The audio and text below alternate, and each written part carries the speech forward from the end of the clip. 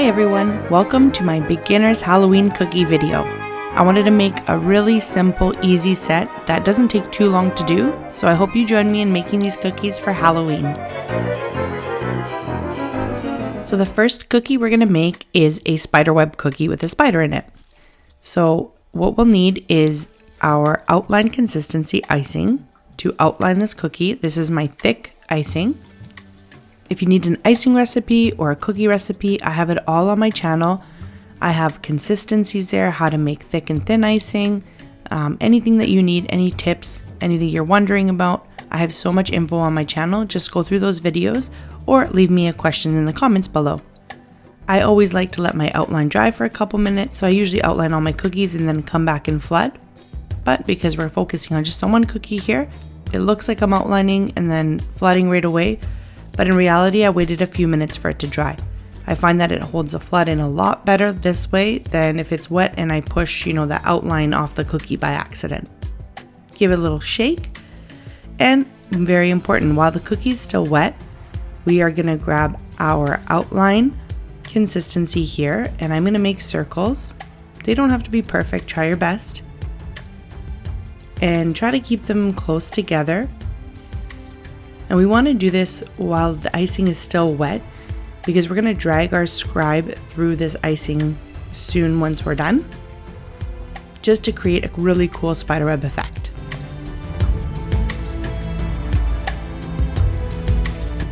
So make sure you have a damp paper towel handy, and I'm just going to wipe my scribe off after I drag it through the icing. That way it stays clean. And notice how as I'm dragging it through, the design is starting to come out. And also a little bit of the icing is coming off my cookie. Don't worry about that. I'll show you in a few seconds how to clean that up. And this goes for if any time that your icing is flowing over your cookie a little bit. You can use your scribe and you just run it parallel along your cookie and you just pick up the extra icing there and just wipe it on that damp paper towel that you have. And then we're going to set this aside and let it dry. You can put it in front of a fan to speed up the process or on a dehydrator if you have one. Once it's crusted over, I'm going to take my outline consistency, my thick icing here, and create a little ball here. This is going to be the spider's body. I'm always wiping off my scribe. Off camera, I got a wet damp paper towel. Off camera, I have a damp paper towel, and I just wipe my scribe on it anytime I need it so I don't have my colors mixing up. And then again with the same icing, this is my outline consistency. I'm just piping little legs here, a couple up top and then a couple facing towards the bottom. You can make the spider any color you'd like. If you want to make it black, orange, red, brown, whatever you like. I thought the purple would pop nicely. Next up, we have our ghost cookie. So normally royal icing takes a long time to dry and you have to wait to do the next step for your base icing to dry. So here I thought we'd do a really quick, easy way. And I'm going to spread a bunch of my flood icing. We want my flood because we want it to spread nice and easily. And I'm taking a clean paintbrush. I'm going to spread it all the way to the edge of the cookie, and this will be our base. Because it's such a thin layer of icing, it'll dry much faster than if we flooded it. And of course, you can always go ahead and flood it. But I thought, this is a little shortcut to get those cookies done quicker. If you're doing them with kids or you're in a time crunch, this is a great way. And now to pipe our ghost. So we're going to do an upside down U and then just do a few squiggly lines here. I'm keeping my piping bag close to the cookie when I'm doing the squiggly lines so I can have control over where the icing falls, but I'm not touching the cookie. After the outline's dried for a couple minutes, it's thick so it doesn't take too long to dry. It doesn't need to be fully dry, just dry enough so it'll hold that icing in. And then we go around with our flood icing, our looser icing. And we just fill in that ghost. And anytime you need to, bring that icing all the way to the edge, if you missed a little spot, you just move that scribe around and you get all those edges, all those gaps.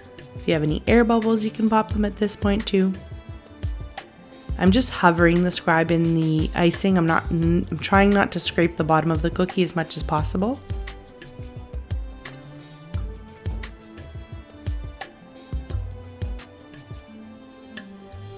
And I'm going to set that aside to dry just for a few minutes. And once it's dry enough, it's crusted over, so it kind of loses that shine, that wet shine. I'm going to go ahead and with my piping consistency block, add the ice. Next up, we have our pumpkin cookie. So we're going to start off again by just spreading out our flood icing here. And I'm going to take the paintbrush after and spread it all around. Again, if you want to flood this section, you can, but you know, sometimes we just want to look at the cute cookies. You know, they're awesome, and then we want to eat them. So why spend so much time on them if we don't have to? This is a really thin layer of flood, so it should dry pretty quickly. Again, you don't need it like fully dry. We just need it dry enough that that icing is gonna smear onto the next layer of icing, the orange icing of the pumpkin. You'll see that it's shiny now, and then once I come back, it'll be matte looking, and that means that it's dried enough. So now we're gonna do a big oval, and I'm gonna put a little point at the top of the oval. So I'm keeping my bag kind of close.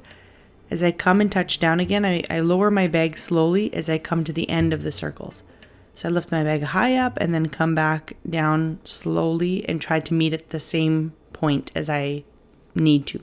When you're doing a lot of curves, it's good to keep your piping bag really close to your cookie. You have more control over where it's falling. And again, this is the same consistency, my outline consistency that's thicker. And I'm putting the squiggly line to prevent cratering, because sometimes when we go in flood and the flood dries, it caves in on itself or it gets a hole in it, and we call those craters. So this helps prevent that, and it keeps it nice and puffy looking as well. I'm going to go in with my scribe and just push all that icing out over the edges. I want to cover my outline as much as I possibly can, and then I'm going to set this aside and let it dry. And now I'm going to do those squiggly lines again, and notice that my middle section of the pumpkin, it's not super dry. I can push my finger through it, but it's dry enough. It lost that shine, and I know the icing's not going to spill over.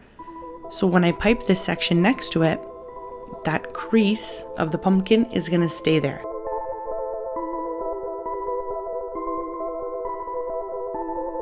So this is what we want. We want a dry section next to a wet, because if they were both wet, they would just melt together and we wouldn't get that separation of the sections of the pumpkin. When I'm piping small areas, or I should say if I'm flooding small areas like this, I put very little pressure on my bag because I don't want to overflood those areas. I don't want to go over my outline. So very little pressure. And then if you can't get all the way into those corners, you just use your scribe, pull the icing. Try not to scrape too much on the top of the cookie. I'm just doing it really gently. And then I'm going to take my green outline consistency. It's really thick. And I'm just sort of building it up, right? Just touching the top of the cookie and making a stem here.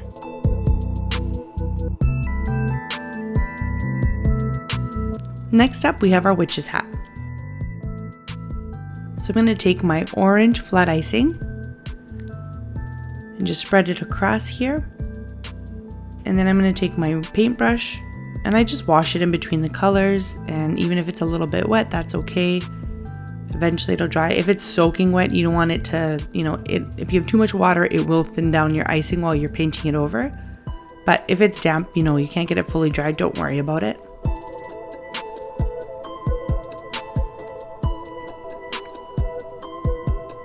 And again, you'll see how this changes from like a glossy icing to a matte once I've let it dry for a little bit. But with YouTube magic, you guys don't see that part, but I do put it aside.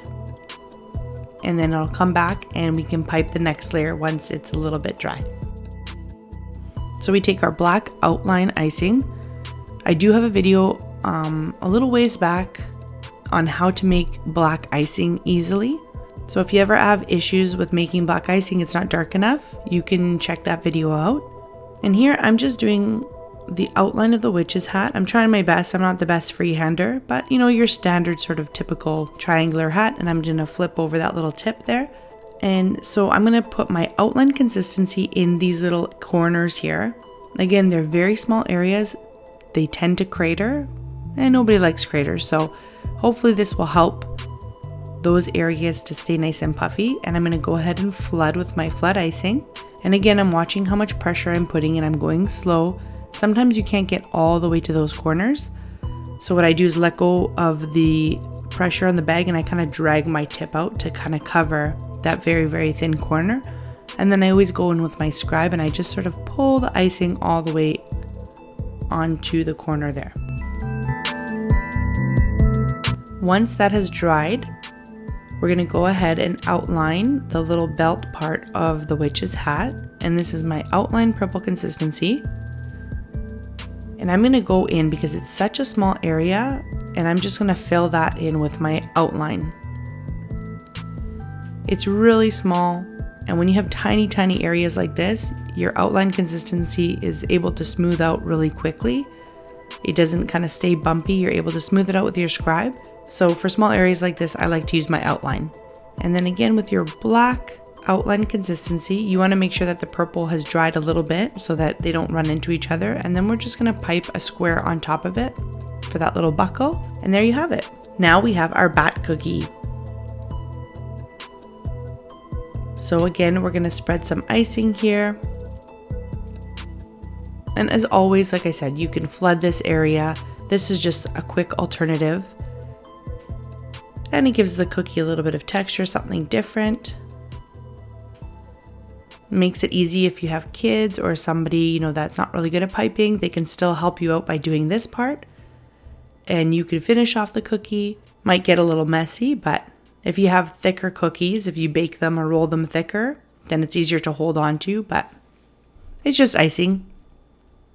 You can wash it off easily or lick your fingers if nobody else is eating those cookies. So once that has dried, you can see it's nice and matte now. I'm going to try my best. Again, I am not the best freehander, but if you need to, I'm very visual. If I look at a bunch of pictures just to kind of see what's looking good and how to make something. So I'm just going to draw the head first here, and then I'm going to try to draw the wings. And I just take my time, I go slow. Sometimes I practice on a paper towel. I'll practice my design a few times so I get the hang of it. So I'm not just going on the cookie and trying it for the first time. If I make a mistake, you can rub off the icing with your scribe, but because it's black, it'll stain that orange icing below. So I'd suggest, practice on a paper towel if you have extra hanging around there, and that way once you get to your cookie, you're a little bit more comfortable with the design. So I've added that thick icing underneath those squiggles because this is very small areas. And then I'm going to go ahead and flood everything. You could flood the wings first and then wait a little bit and flood the middle, and then you'd get a separation. I didn't want a separation, so I just flooded everything at the same time. So the icing, even though I separated with the outline, they were separate sections. Because I flooded it all at the same time, they're just going to melt together, which I have no problem with. But again, if you want those sections to look separate, you would either do the wings first and let that dry, or do the head first and let that dry, and then come back and do the other section. And then I'm just going to add some green beady eyes here. So just a little bit of icing. This is my thick icing. Always for the details, we use our thicker outline consistency. And if you have any little peaks, you just shake them out with the scribe there. So here, I'm just squeezing a little outline consistency onto the tip of my scribe. So squeezing it, and I'm scraping my scribe off the tip of the bag, and then I'm just touching it to the green part. That way he's got little pupils in his eyes.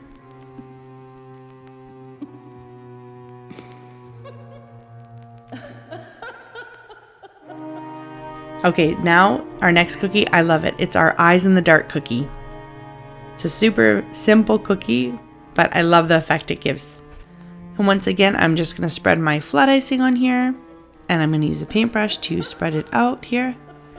I have tons of videos on my channel. I have my icing recipe, how I make my cookies, to how to color icing, the consistencies, how to prevent craters, all those things, how to decorate other sets of cookies. It's all on my channel, so if you guys have any questions or anything, take a look through my videos. I try to answer or make videos on the most common issues with royal icing and cookies so that you guys have all the answers ready at your fingertips. So this is just going to be random sets of eyes here. And I'm using bright colors like this green and the purple and the orange because I feel like those give off like a glowing beady eye sort of look in the night. So I'm using my outline consistency for all the eyes and for the pupils. So the black is the thick consistency outline and the green part as well. If you use your flood, it might spread out too much. It won't hold that bubbly eye shape, and it could crater, usually thinner icing craters. So this thick icing is much better to use for the eyes. And I always go in and just give it a little jiggle with my scribe, because usually when I pull the piping bag off of the cookie, there tends to be a little peak. And I'm holding my bag with my right hand. I have my left finger against the bag just to steady it. I always pipe like that with 2 hands. It makes it much easier to get a precise pipe, line than me trying to just do it with 1 hand. I'm just holding the bag straight up and down against the cookie. I'm not touching down on the surface of the cookie. I'm just hovering just a touch above and basically putting pressure on and just pulling that icing around my piping tip. And just give it a little wiggle if you want, and that will smooth the icing out as you're piping it. The bigger eyes have more pressure, and the smaller eyes, I just put a touch less pressure. The bigger eyes, I'm building up the icing, so I'm putting pressure, keeping the bag there longer. Those smaller eyes that I'm doing now, very, very tiny pressure. And for the black part, you almost squeeze a little bit of black out and you just touch it down and make those little pupils. And then you can go and do any colors you want. Here, I'm just going to do all the orange ones first. And these are, like I said, really tiny. So here, these are the smallest little eyes. So I'm going to take my scribe again, just scrape off a little bit of icing off the tip. And then I just basically touch that icing to the eye. And this is a great way to get really, really tiny amounts of icing. Because even with a small tip, sometimes it will be too much icing for that section. So I just put a tiny bit of pressure here. Very, very easy. You can see I'm barely squeezing the bag. The more you squeeze, the more icing is going to build up there. It's going to come out of your bag. The less you squeeze, the less icing comes out. So, always play around with pressure. You can always practice on a paper towel aside and play around, squeezing the bag hard, squeezing it soft, and getting the feel of how much icing comes out. Also depends how big the hole in your bag is. If you've got a bigger hole, if you put a lot of pressure, you'll get a lot of icing out. If you have a tiny, tiny hole and you squeeze very hard, it might come out very thinly and it might not create this bubble. So if you have a tiny, tiny hole and you can't get a nice round bubble coming out, try cutting your bag a touch bigger and you should be able to get that. And there we have it. We have our great little set. It's a quicker, easy set to make. And it's perfect for Halloween. It's perfect to do with the kids. And I hope you give it a try. Thank you so much for watching. And I hope you have a happy and safe Halloween. Happy baking!